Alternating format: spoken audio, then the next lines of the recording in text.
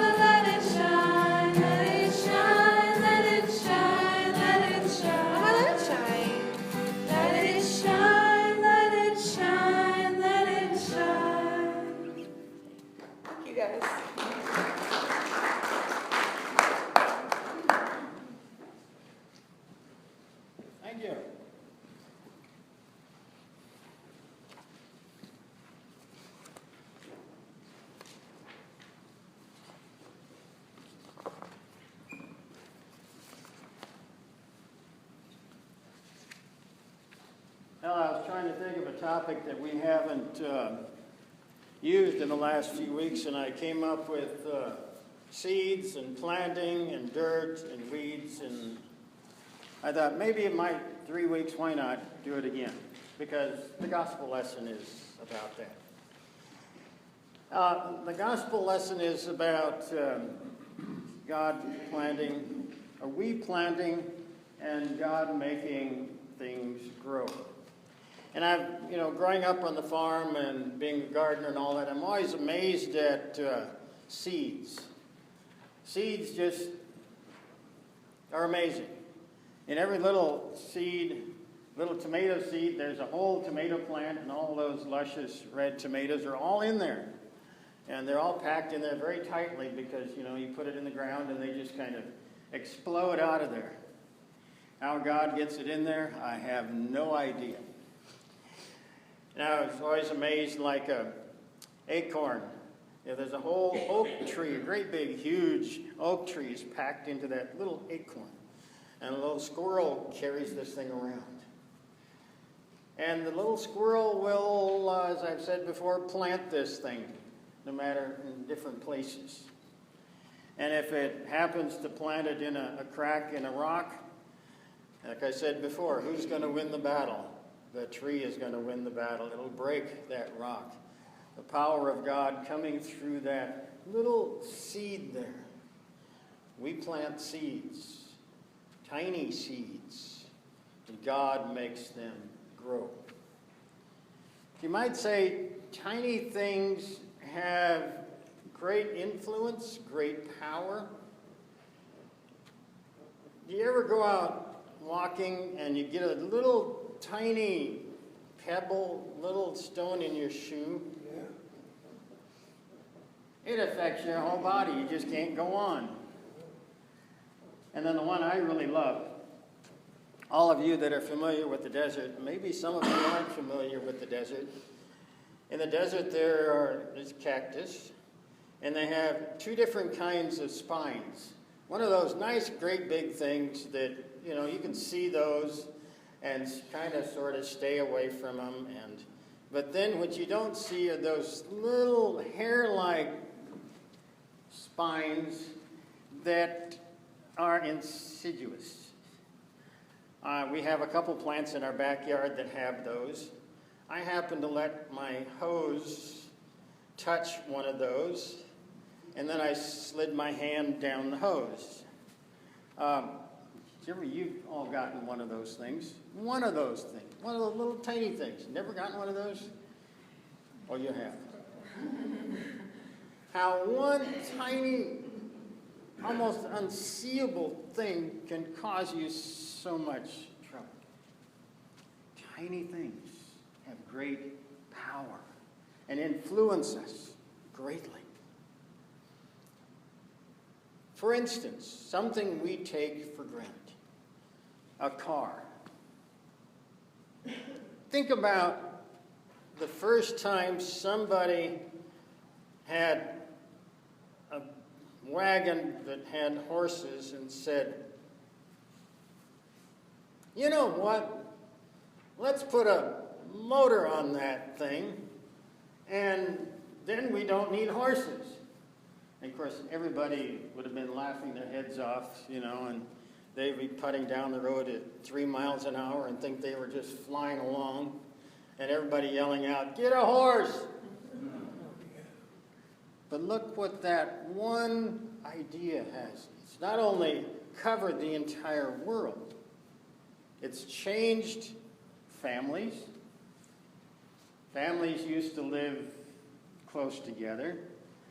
Now, daughter in Santa Monica, son and daughter-in-law in Atlanta, sister in Minnesota, brother in Nebraska. That's just my end of the family, You're the same way. It's influenced where we work, where we play, all of those things. One small idea. The other one I'm fascinated with was during the Second World War, radar came into use, where you could actually spot planes before you could see them because you bounced the microwave off of and it came back. Well, there was a company that was producing these, and then the war ended. And they were all geared up for producing, hundreds of these things. So they had to think very quickly, what can we do with this thing? And one individual was working with it one day, and he reached in his pocket for his candy bar and found out it was all gooey. And it thought, well, maybe it was the radar unit.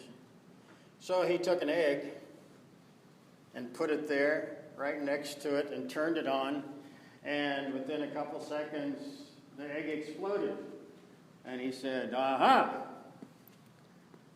Well, what do you think he just got started?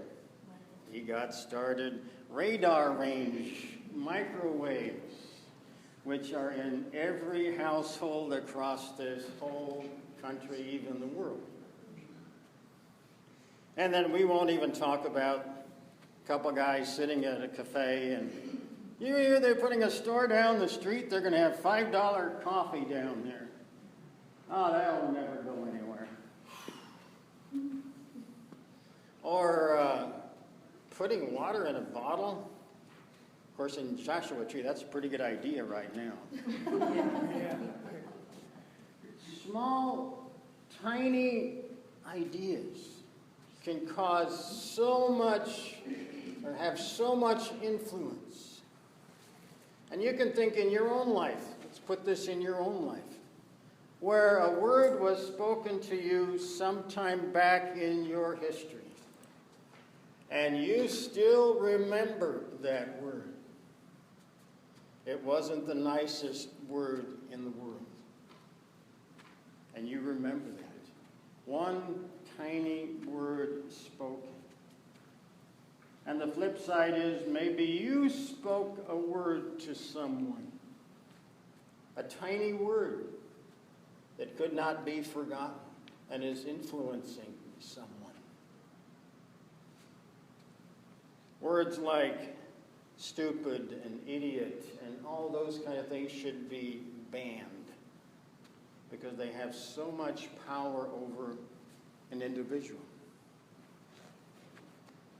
So, what's God going to do about all this? Well, there's a story, you might have heard about it, it's about a baby. And I can just imagine the discussion in heaven about, well, how are we going to save the world? How are we going to bring the world back to God? And somebody says, well, how about a baby?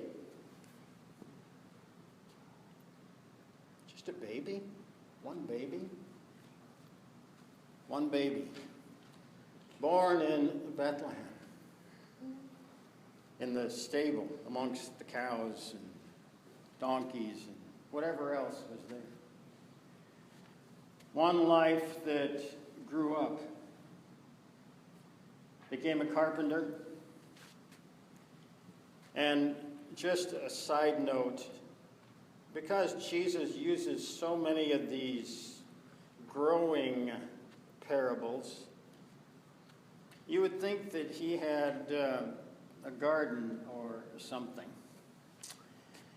But one life that gathered disciples, taught, healed, preached, died on a cross, rose from the dead.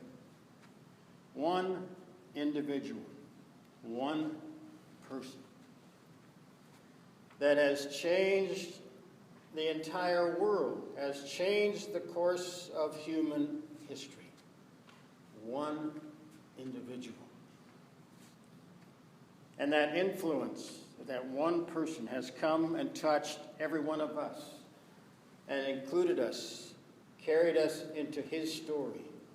We are part of his story now forever. That story being, I love you. Jesus is God's I love you to every one of us. And not only that, I love you and I will never stop loving you, no matter what, into the end of time. So, we think of ourselves as an individual, not much, how much influence do I really have? I'm just one person. There's a story I love to tell. I've told it many times. There's a kindergarten teacher. And she notices that one little young man is artistic. Far more than all the rest of the little troopers that are there.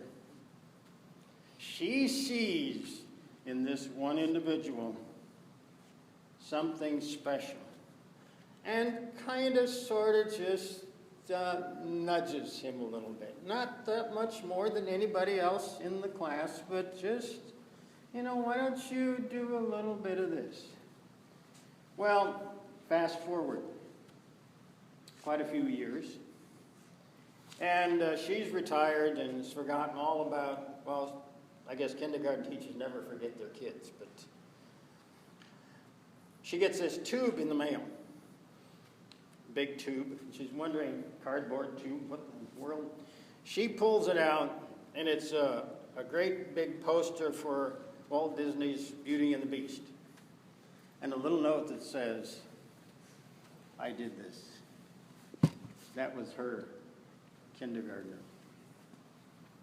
We have influence beyond belief. Because we don't do the developing, we plant the seeds. God is the one that makes things grow. We think we're a small congregation out here in the desert, and we think, what influence can we have? But just think of the last couple weeks. we sent out 2,300 postcards. We were on our business Facebook and had 500 and some hits. We were on the radio. Who knows how many people heard that? Say just a nice round figure like 3,000. This little congregation made 3,000 people for a split second or two think about church.